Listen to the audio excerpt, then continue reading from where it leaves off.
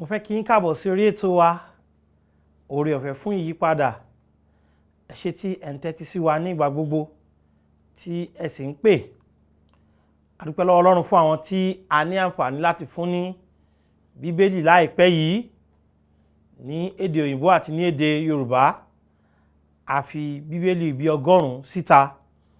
Nípa oore ọ̀fẹ́ Ọlọ́run a ó tún ṣe láti tún fi Bíbélì síta láìpẹ́ yìí ní àdúgbò mìíràn tí a ó kéde ní kòpẹ́kòpẹ́. Ṣùgbọ́n fún àwa tí a ní Bíbélì lọ́wọ́ tàbí tó wà lórí ẹ̀rọ ìbánisọ̀rọ̀ wa, mo fẹ́ kí a tún wo ọ̀rọ̀ Ọlọ́run ní àkókò yìí. Ìwé Jòhánù orí 6 àti orí 5 ni màá kà. Wọ́n ka ẹsẹ̀ kan nínú orí 5, wọ́n ka ẹsẹ̀ kan nínú orí 6. Jòhánù orí 6 ẹsẹ̀ 37 37 ni mo fẹ́ kà. Ó wí pé ohun gbogbo tí Baba fi fún mi yóò tọ̀ mí wá. Ẹni tí ó bá sì tọ̀ mí wá, èmi kì yóò tàánù bí ó ti wù kí ó rí. Ohun gbogbo tí Baba fi fún mi yóò tọ̀ mí wá. Ẹni tó bá sì tọ̀ mí wá, èmi kì yóò tàánù bí ó ti wù kí ó rí.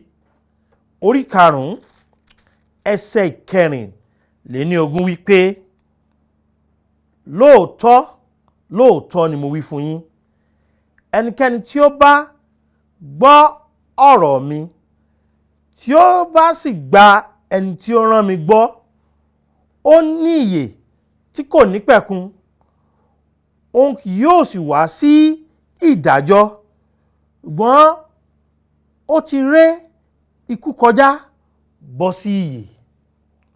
Ṣùgbọ́n ó ti ré ikú kọjá bọ́ sí ìyè. Mo fẹ́ bá a sọ̀rọ̀ lórí ààbò àti ìbániwí. Ààbò àti ìbáwí. Ààbò wo là ń sọ̀rọ̀ nípa rẹ̀ kí n tó gbàdúrà? Ààbò tí ó tẹ̀lé ìgbàlà wá fún ẹnì kọ̀ọ̀kan wa. Ààbò tó ní í ṣe pẹ̀lú ìgbàlà ọ̀fẹ́ tí Ọlọ́run fi fún wa. Ààbò tó ní í ṣe pẹ̀lú ohun tí Ọlọ́run ṣe nígbà tí ó gbà wá là tí ó sọ wá di ọmọ Ọlọ́run. Àti ìbáwí Ọlọ́run fún àwa ọmọ Ọlọ́run. Ṣé rí àwọn nǹkan méjèèjì yìí ó ṣe pàtàkì kí n so wọ́n pọ̀. Nítorí pé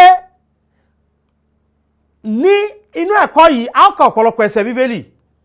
Ṣùgbọ́n kí a tó tẹ̀síwájú, ẹ jẹ́ kí a gbàdúrà. Ẹ ṣé Ọlọ́run tó dára sí wa fún ààbò tó dájú nínú Kristi Jésù, tí ó fún wa lọ́kàn balẹ̀, tó fún wa ní ìdánilójú. Mo gbàdúrà pé kí òye ọ̀rọ̀ yìí kí ó lè yí àwọn ènìyàn lónìí.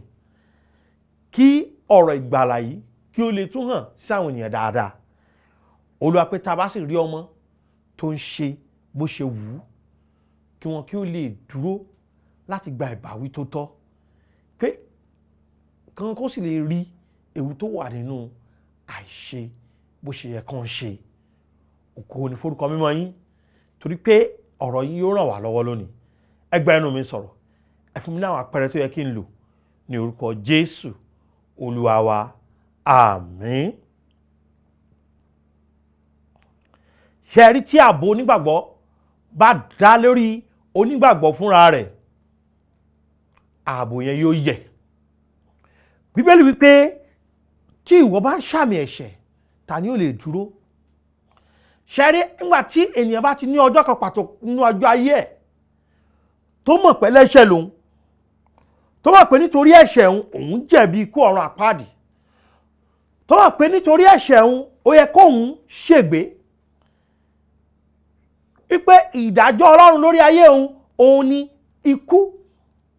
Gbọ́tẹ́ ènìyàn bá wá dé tó ń tọ̀ ń wá síwájú Olúwa pé ṣàánú fẹ́mi ẹlẹ́ṣẹ̀, tó gba Jésù gẹ́gẹ́ bí olùgbàlà rẹ̀, tó fi ìgbàgbọ́ rẹ̀ sínú Jésù Kristi nìkan, kì í ṣe Jésù Kristi àti iṣẹ́ rere, kì í ṣe Jésù Kristi àti òfin mẹ́wàá, kì í ṣe Jésù Kristi àti ìwà rere, kì í ṣe Jésù Kristi àti iṣẹ́ ìsìn tó jẹ́ pé ìgbàgbọ́ rẹ̀ ó dúró lórí ikú, sísin àti àjíǹde Jésù Kristi.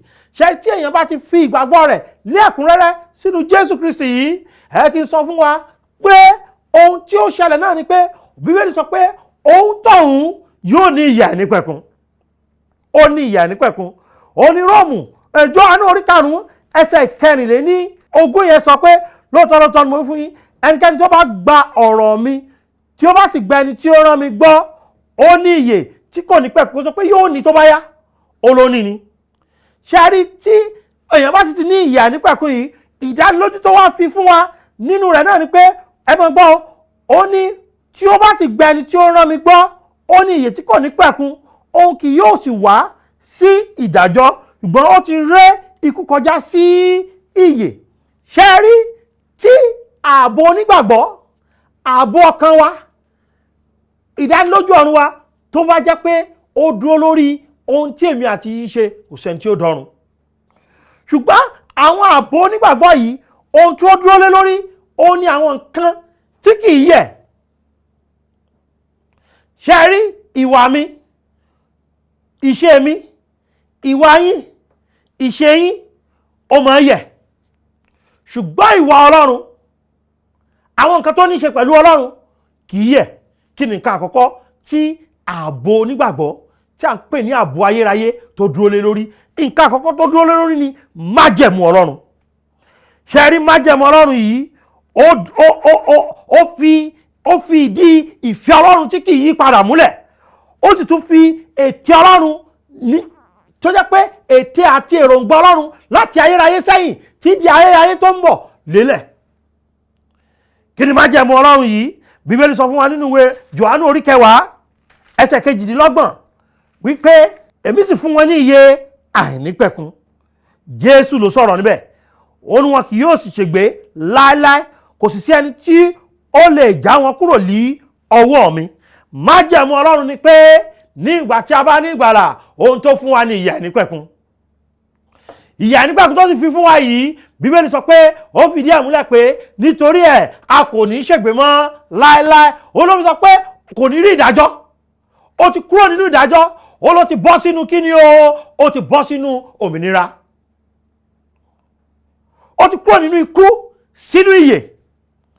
Ṣé rí ikú ló wà lọ́wọ́ wa nígbà tá ò ti gba Jésù, ṣùgbọ́n lójú ẹsẹ̀ tí ẹ bá ti gba Jésù, ó ti bọ́ sínú kíni ìyè. Irú ìyè wo? Ìyè ayérayé tí ó fìdí ẹ̀ múlẹ̀ pé a kò ní ṣègbé mọ́ láéláé. Ṣé rí ète Ọlọ́run láti ilẹ̀ fún ènìyàn, ó ní pé kéèyàn wà láéláé. Ète Ọlọ́run ní ìgbà náà, igi méjì lọ́lọ́run sọ̀rọ̀ nípa rẹ̀ nínú ọgbà Édẹ́nì. Ó sọ̀rọ̀ nípa igi ìmọ̀ rere àti ìmọ̀ búburú, ṣùgbọ́n ó tún sọ̀rọ̀ nípa igi ìyè. Igi ìyè yìí ó ní igi tí Ọlọ́run sọ̀rọ̀ nípa rẹ̀ tó fi jẹ́ pé ìdí tí Ọlọ́run pàápàá fi lé Ádámù àti Éfà kúrò nínú ọgbà Édẹ́nì nìyẹn. Torí pé igi ìyè yìí tí àwọn ènìyàn yìí bá tún jẹ èso nínú igi náà, ohun tí ó ṣẹlẹ̀ náà ni pé wọn ò ní kú mọ́. Ṣùgbọ́n àìkúmọ́ wọn, wọ́n wà nínú àìṣòdodo. Ọlọ́run wá ṣètò ètè Ọlọ́run láti ayérayé tí ayérayé ni pé kí a ní ìyè àìnípẹ̀kun nínú ètò yẹ pé inú òdodo Ọlọ́run la ó wà. Àwa gangan òdodo Ọlọ́run la ó gbé wọ̀. Olórin yẹn nígbà tí ìpè kẹ́yìn bá sì dùn, à ń bá lè wà nínú Jésù kí n wọ òdodo rẹ̀ nìkan. Kí nìkan tó fìdí ààbò onígbàgbọ́ múlẹ̀, ààbò ayérayé mọ́lẹ̀ ni májẹ̀mú Ọlọ́run pé wọn kì yóò ṣègbé mọ́ láéláé. Nǹkan míì tí ó fìdí ààbò ayérayé wa múlẹ̀ nínú òun ni agbára Ọlọ́run. Ǹjẹ́ mọ̀ pé májẹ̀mú Ọlọ́run kì í yẹ̀, kì í yí padà. Májẹ̀mú yìí tí kì í yẹ̀ yìí, ó dúró títí láéláé. Ó wà síbẹ̀. Májẹ̀mú náà wà síbẹ̀. Májẹ̀mú náà ó dúró ṣinṣin. Májẹ̀mú náà ó wà láàyè síbẹ̀. Yẹ kí n sọ fún wa pé kì í kàn ṣe májẹ̀mú yìí nìkan, ṣùgbọ́n agbára Ọlọ́run ńkọ́. Róòmù orí 4 ẹsẹ̀ 21 ó kọ́ wa ní nǹkan kan nípa agbára Ọlọ́run. Ó mọ̀ pé Ọlọ́run lè ṣe kí ni ó lè ṣe ohun tó bá wí. Ó mọ̀ dájúdájú pé ìdájọ́ ìlérí Ọlọ́run kì í yẹ̀. Ìlérí Ọlọ́run kì í ṣákì. Agbára Ọlọ́run pẹ̀lú kí ni kì í ṣe kì í ṣákì. Éfésù orí 3 ẹsẹ̀ 20. Ẹ jẹ́ ká sọ̀rọ̀ nípa agbára Ọlọ́run yẹn díẹ̀. Eléyìí ló fi jẹ́ pé kò sí téèyàn bá ti ní ìgbàlà, kò sí tó lè mú lọ sọ́run àpáàdì mọ́. Májẹ̀mú Ọlọ́run àti agbára Ọlọ́run. Éfésù orí 3 ẹsẹ̀ 20. Bíbélì wí pé ǹjẹ́ ẹni tí ó lè ṣe lọ́pọ̀lọpọ̀ ju gbogbo èyí tí à ń béèrè tàbí tí à ń rò lọ, gẹ́gẹ́ bí agbára tí ń ṣiṣẹ́ nínú wa. Agbára wo ló ń ṣiṣẹ́ nínú wa o? Agbára Ọlọ́run. Agbára yìí ó lè ṣe ju ohun tá a rò lọ, ó lè ṣe ju ohun tá a béèrè lọ. Agbára Ọlọ́run yìí ó ṣiṣẹ́ ìgbàlà, òun ló fi ṣe láṣẹ pé agbára Ọlọ́run yìí ó jẹ́ agbára tó wà síbẹ̀ títí láéláé. Ìwé Fílípì orí 3 ẹsẹ̀ 21. Ẹni tí yóò sọ ara ìrẹ̀lẹ̀ wa di ọ̀tun kí ó lè bá ra ògo rẹ̀ mú gẹ́gẹ́ bí iṣẹ́ agbára nípasẹ̀ èyí tí òun lè fi tẹ orí ohun gbogbo bá fún ara rẹ̀. Kí ni Ọlọ́run ṣe o? Iṣẹ́ agbára Ọlọ́run ó ní pé agbára Ọlọ́run ló ń ṣiṣẹ́ yìí. Òun yóò sọ ara wa di ọ̀tun, yóò fún wa ní ara ògo, òun yóò sọ wá di ẹni ọ̀tun, òun yóò gbà wá là. Agbára Ọlọ́run ló ń ṣiṣẹ́ ìgbàlà. Ẹ kì í sọ fún wa pé mo sọ pé ìdí tí ààbò onígbàgbọ́ fi dájú nípa ti ọ̀rọ̀ ìgbàlà ó ní pé májẹ̀mú Ọlọ́run kì í yẹ̀. Ìdí tí ààbò onígbàgbọ́ fi dájú tó fi di pé ìdánilójú ọ̀run kì í ṣe pé a tún ń béèrè pé Olúwa kà mí yẹ jẹ́ ń déjọba rẹ̀, ó ní pé agbára Ọlọ́run kì í ṣákì. Ìdí tí ààbò onígbàgbọ́ fi dájú tó fi dájú ṣáká pé tẹ́nìyàn bá ti ní Jésù kò lè lọ sọ́run àpáàdì, ó ní pé ìfẹ́ Ọlọ́run ìfẹ́ ayérayé ni. Róòmù orí 5 ẹsẹ̀ 8. Wọ́n tún bá a sọ̀rọ̀ nípa ìfẹ́ Ọlọ́run yìí lẹ́ẹ̀kan sí láìpẹ́ yìí. Bíbélì sọ pé ṣùgbọ́n Ọlọ́run fi fẹ́ òun pàápàá sí wa hàn ní èyí pé nígbà tí àwa jẹ́ ẹlẹ́ṣẹ̀, Kristi kú fún wa. Mélòó sì ni tí a dá wa láre nísìnyí nípa ẹ̀jẹ̀ rẹ̀ ni a ó gbà wá là kúrò nínú ìbínú nípasẹ̀ rẹ̀. Ìyìn tó gbà wá là kúrò nínú ìbínú òun ni ẹ̀jẹ̀ rẹ̀, kì í ṣe iṣẹ́ ọwọ́ wa. Kí ló mú kí ó ta ẹ̀jẹ̀ rẹ̀ sílẹ̀? Ìfẹ́ rẹ̀ tó ní sí wa. Pé ní èyí pé nígbà tí àwa jẹ́ ẹlẹ́ṣẹ̀, Kristi kú fún wa. Ẹ̀ṣẹ̀ wa pọ̀, ẹ̀ṣẹ̀ wa kò lópin, ojoojúmọ́ là ń dá. Ṣùgbọ́n ẹ̀jẹ̀ Jésù Kristi ó ṣiṣẹ́ tó rí kọjá nípa orí ọ̀fẹ́ rẹ̀. Kẹ́nikẹ́ni tó bá ti gbàgbọ́ ó ti bọ́ lọ́wọ́ ìbínú tó ń bọ̀. Kí ló gbà wá lọ́wọ́ ìbínú tó ń bọ̀ yìí? Ẹ̀jẹ̀ rẹ̀. Kí ló mú ẹ̀jẹ̀ rẹ̀ wá? Ìfẹ́ rẹ̀ sí wa. Jẹ́ kí n fi díẹ̀ múlẹ̀ fún yín bàbá àti màmá wípé ẹ̀jẹ̀ Jésù ó ṣiṣẹ́ ńlá. Ẹ̀jẹ̀ Jésù ó ṣiṣẹ́ ìgbàlà. Ẹ̀jẹ̀ Jésù ó fi ìdí ìfẹ́ Ọlọ́run múlẹ̀ fún wa. Kí ni ìdí tí mo fi mọ̀ pé ààbò onígbàgbọ́ dájú kí n tó bọ́ sínú ìjìyà? Ẹ̀ẹ̀kan ni Jésù kú, kò sì lè yí padà, kò ní padà wá kú mọ́. Ó ti jíǹde kúrò ní òkú. Ìjíǹde ọmọ rẹ̀, àjíǹde Jésù Kristi yìí ẹ̀ẹ̀kan ni. Ikú yẹn ẹ̀ẹ̀kan ni. Torí náà tí n bá ti ní ìgbàlà lẹ́ẹ̀kan, mo ti di ẹni tó bọ́ pátápátá lọ́wọ́ ọ̀run àpáàdì. Láti ọdún 26 tí mo ti gba Jésù ní ìsìn, ìrìn mi kọ́ ló dì mí mú, ìrìn mi kọ́ ló ń ṣe ààbò mi. Májẹ̀mú rẹ̀, agbára rẹ̀, ìfẹ́ rẹ̀, iṣẹ́ àjíǹde rẹ̀ pé ó jíǹde lẹ́ẹ̀kan ṣoṣo, òun ló ṣiṣẹ́ náà. Láti ka Kólósè orí 2, Kólósè orí 2 ẹsẹ̀ 12. Bí a sì ti sìn yín pọ̀ pẹ̀lú rẹ̀ nínú baptísímù, nínú èyí tí a sì ti jí yín dìde pẹ̀lú rẹ̀ nípa ìgbàgbọ́ nínú iṣẹ́ Ọlọ́run. Kí ni o? Nípa ìgbàgbọ́ la ṣe kí ni o? La jí wa dìde. ẹni tí ó jí dìde kúrò nínú òkú. Ṣé rí àjíǹde Jésù kúrò nínú òkú? Kí la nílò láti ṣe o? Ká gbàgbọ́ pé iṣẹ́ Ọlọ́run ni. Ṣé rí iṣẹ́ ààbò ọkàn wa tá a fi ní bọ́ sínú náà kì í ṣiṣẹ́ wa, torí ẹ̀ la fi kí gbàdúrà pé Olúwa kà mí yẹ, Olúwa má jẹ́ n wọná, Olúwa má jẹ́ n ṣègbé, Olúwa má jẹ́ n fayé bọ̀run jẹ́.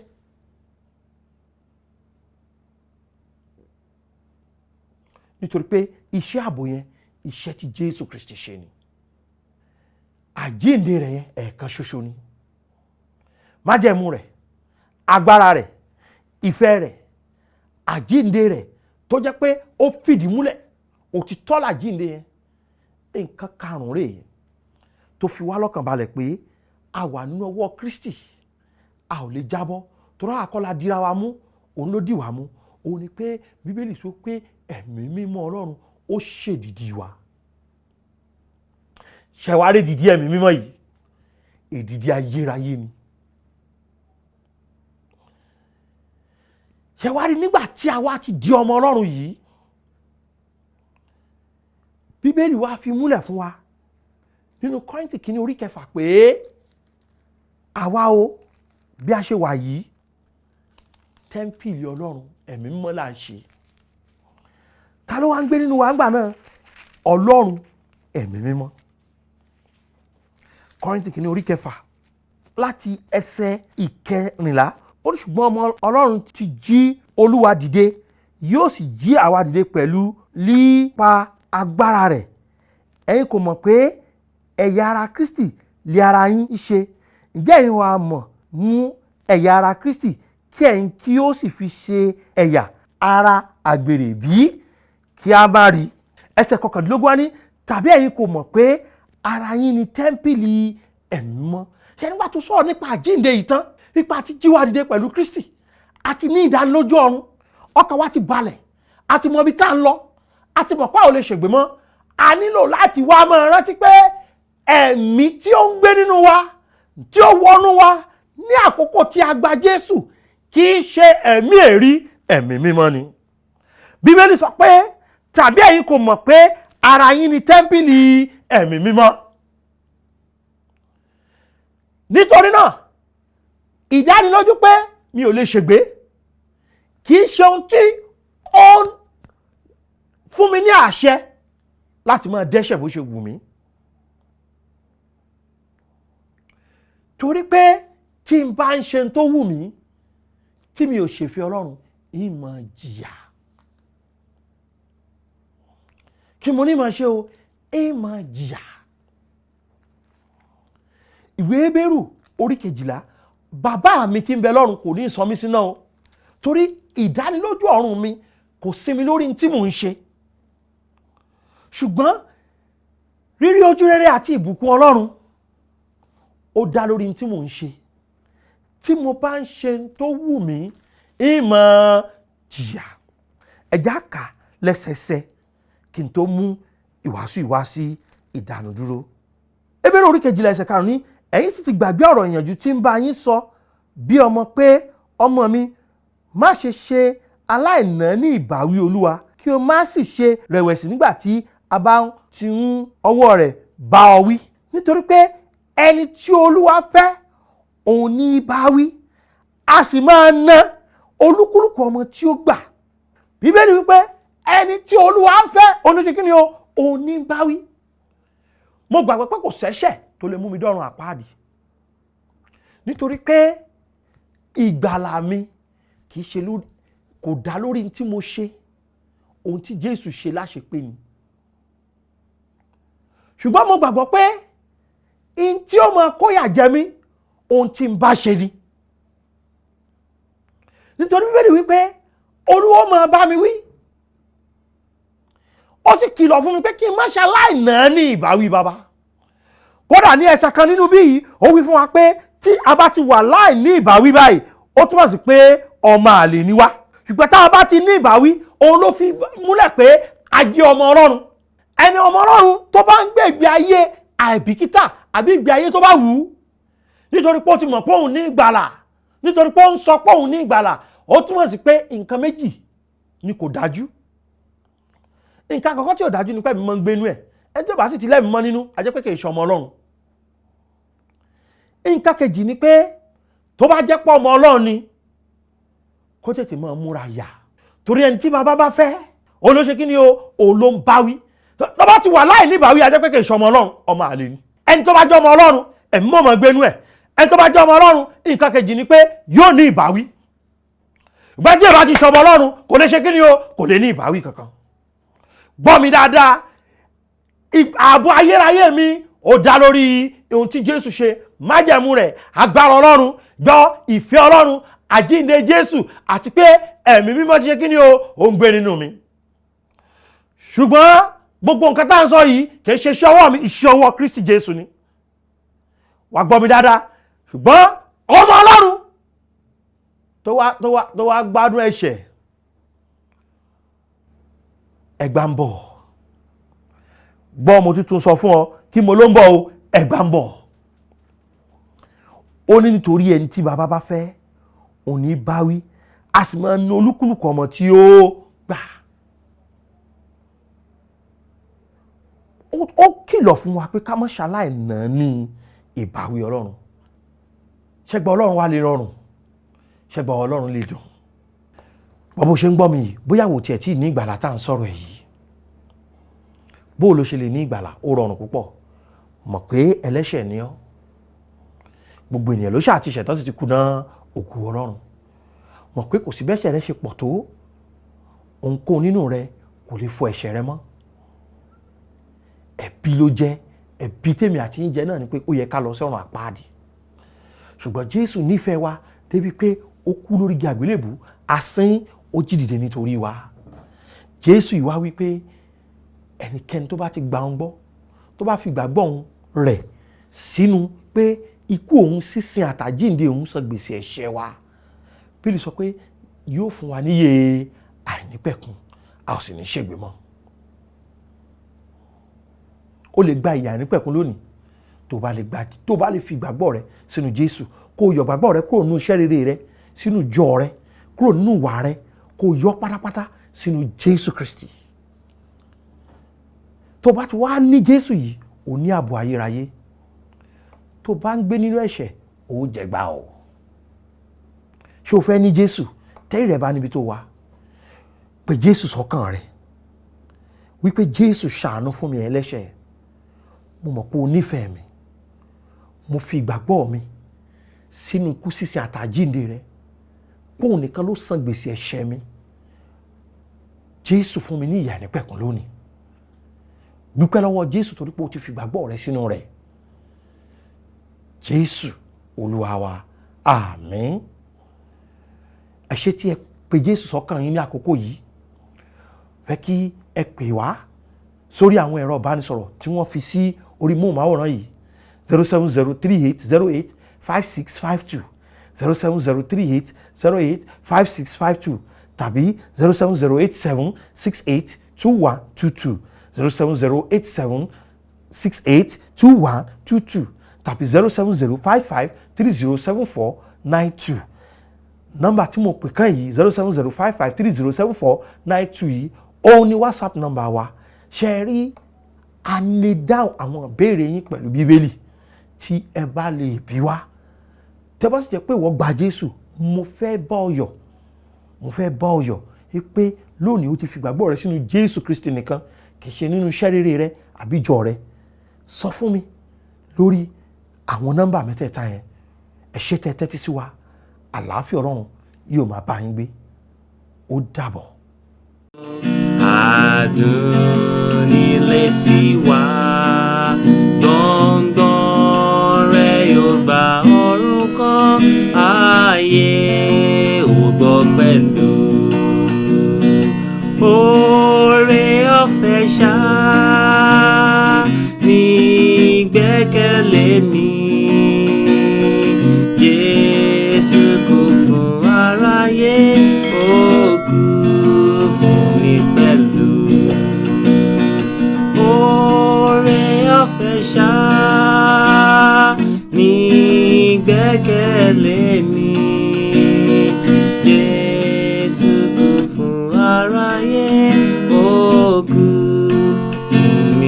pẹ̀lú.